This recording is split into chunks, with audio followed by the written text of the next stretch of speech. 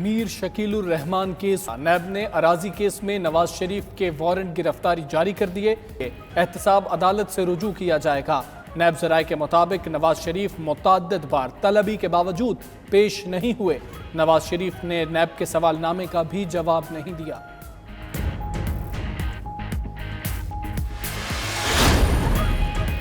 Opposition leader Shahbaz शरीफ ने चीनी inquiry commission की रिपोर्ट में 2 हफ्ते की ताखीर मिली भगत करार दे दी। कहते हैं रिपोर्ट में ताखीर 100 अरब रुपए की तस्दीक और असल जिम्मेदारों को बचाने की कोशिश है। तमाम फैसलों के जिम्मेदार इमरान नियाजी और उस्मान बुज़दार हैं। शहबाज शरीफ का इंक्वायरी कमीशन में शाहिद खाकान और खुरम दस्तगीर को पेशी की इजाज़त देने का मुतालिबा।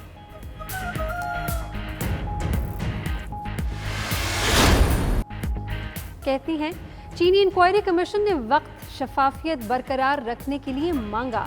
सब्सिडीज का सबसे ज्यादा फायदा शहबाज शरीफ फैमिली ने उठाया। वजीर आजम का कोई बेटा या भाई मुलविस नहीं जिसको बचाया जाए। फिक्र ना करें, आपकी सियासी दुकानदारी के लिए कोई जरिया नहीं छोड़ेंगे। कौम के सामने इमरान खान और हुकूमत सुरखरू होगी।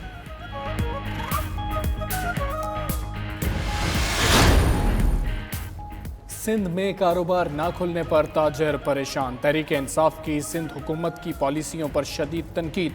खुरम शेर जमान ने कहा कि सिंध हुकूमत कराची को दीवार से लगा रही है। तर्जुमान सिंध हुकूमत ने जाली ऑडियो के खिलाफ FIA को खत लिख दिया। मुर्तज़ा वहाब ने कहा सिंध हुकूमत और वजीर आला पर इल्ज़ाम तराशी मनगढ़ंत है। ऑडियो फैलाने वालों के खिलाफ कार्रवाई करेंगे।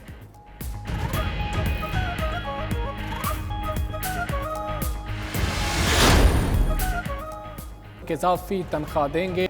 वजीर आला पंजाब उस्मान बुज़दार ने कहा अपोजिशन के दिनों में भी सियासत से बाज ना आई। अपोजिशन रहनुमा कौमी इत्तेहाद और यकजहती को पारा पारा कर रहे हैं।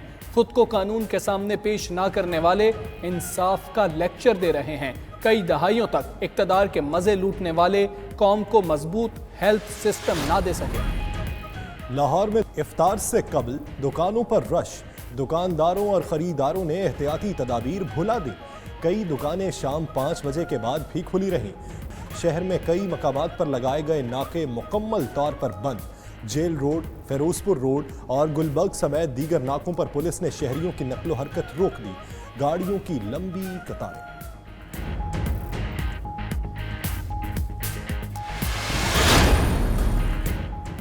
PIA का 20,000 पाकिस्तानियों को लाने का मंसूबा तैयार। 9 मई तक 130 से ज़ायद खुसूसी परवाजें चलाई जाएंगी।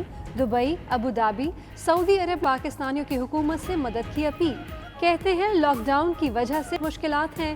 वजीर आजम वापसी के लिए इंतजामात करें। अगर आप भी किसी मुश्किल में हैं तो 92 न्यूज़ को फ़ोन नंबर 0334 1920 पर वीडियो पैगाम व्हाट्सएप कीजिए।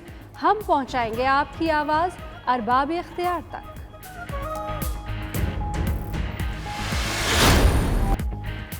मुनाफाखोरों ने माह मुकद्दस को भी कमाई का जरिया बना लिया। सब्जियों, फलों और अशिया खुरोनोश की कीमतें पहुंच से दूर। आलू 70 रुपए, अदरक 380 रुपए, लहसुन 355 रुपए और लीमू 450 रुपए फी किलो फरोख्त होने लगा। सेब 240 रुपए फी किलो और केले 160 रुपए दर्जन बिकने लगे। हुकूमती मशीनरी बढ़ते हुए सरकारी निर्खनामों पर भी अमल दरामद कराने में नाकाम हो गई। 90 की दिहाई हम किरदार सलीम मलिक ने 19 साल बाद माफ़ी मांग ली। कहते हैं अवाम और PCB से माफ़ी मांगता हूँ। ICC और PCB से गैर मशरूत ताउन और तमाम कोड फॉलो करूँगा। PCB का रद्द-ए-अमल भी आ गया। तर्जुमान का कहना है सलीम मलिक ने अब सही रास्ते का इंतखाब किया। वीडियो से मुतल्लिक तफसीली जवाब दें ताकि मामला आगे बढ़ सके।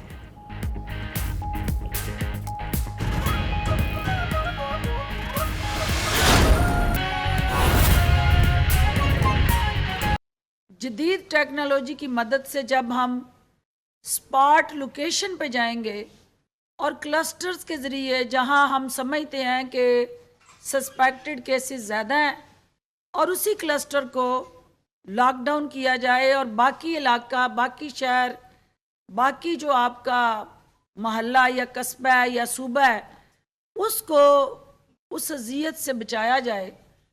तो ये एक स्मार्ट लॉकडाउन सियालकोट और बाकी मुल्क के हिस्सों में तो लागू है ही, लेकिन इसके साथ साथ हमें जो आज आपके ज़रिए बावर कराने की ज़रूरत है मीडिया के ज़रिए कि हमारे डॉक्टर्स जो रिजर्वेशन शो कर रहे थे कि फुल लॉकडाउन की तरफ जाएं। आपको देखना है कि आपका रमज़ान का महीना हमेशा एक तो सोशलाइजेशन, मसाजद और ख़रीदारी के हवाले से बाकी महीनों में सबसे ज़्यादा रश गेन करता रहा है। आपने लोगों की ज़िंदगियों को तहफ़्फ़ुज़ देने के लिए रोज़मर्रा के जो अमूर हैं उनकी अंजाम दही के लिए कुछ SOPs और प्रायोरिटीज़ सेट की हैं। हुकूमत पाकिस्तान वज़ीर आज़म की क़यादत में उन ज़िम्मेदारियों को आसान तरीके से अपना फ़र्ज़ समझ के अदा कर रही है। कुछ ज़िम्मेदारियाँ बहसीत हुकूमत हमारी हैं, लेकिन कुछ फ़राइज़ बहसीत शहरी पाकिस्तान के अवाम के हैं। हुकूमतें अपनी ज़िम्मेदारियाँ अदा कर रही हैं, लेकिन शहरी जो है अनफॉर्चुनेटली अभी तक इस हसास मसले की नोयत को नहीं समझ सके और बार बार अपीलें करने के बावजूद सोशल डिस्टेंसिंग और आइसोलेशन में जाने से ना सिर्फ वो ग्रेज़ हैं बल्कि हिचकिचा रहे हैं। हमें आपकी जान और उसकी हिफाजत हर हाल में यकीनी बनानी है। खुदारा एहतियात करें, अपने लिए भी और अपने इर्द गिर्द के लोगों को इस वबा से महफूज रखने के लिए भी। दूसरा जो बहुत अहम इशू है, मैं मेरे बाद कमिश्नर साहब और डिप्टी कमिश्नर साहब एक ओवरऑल डिवीजनल गुजरांवाला का नक्शा आपको पेश करेंगे, लेकिन पाकिस्तान का ओवरऑल जो इस वक्त लैंडस्केप है जिसमें कल जो है इंडस्ट्रियल वर्कर्स के लिए जो वज़ीर आज़म पाकिस्तान रिलीफ पैकेज देना चाह रहे हैं उसके हदो हाल वाज़ा कर दिए गए हैं।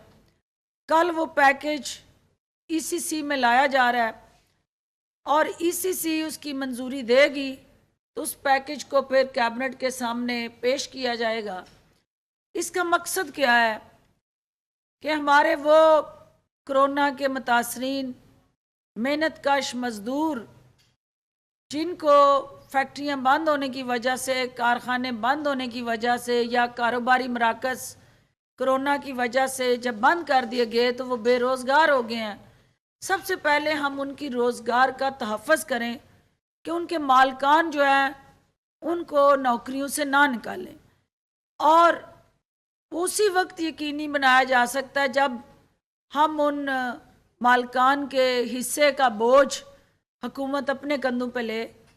उसके लिए जो मैकेनिज़्म बना है उसके अंदर बिजली के बिल्स और दीगर रिलीफ जो उन मालकान को हम दे रहे हैं वो कल ECC के अंदर मिनिस्टर इंडस्ट्री जो है मीडिया को तफसील से अपराइज करेंगे।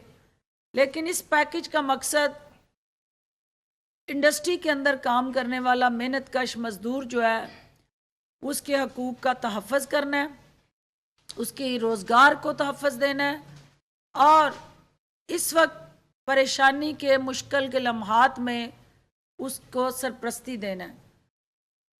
आज सुबह एक लीडर ऑफ द अपोजिशन ने बयान दागा है, इस वक्त कोरोना से जो हम जंग लड़ रहे हैं, बार बार वज़ीर आज़म इस अज़म को दोहरा रहे हैं कि कोरोना के इशू पे हमने सियासत नहीं करनी और इस वबा से हमने यकजहती से, कौमी यकसोई से और कौमी हमआहंगी से निपटना है।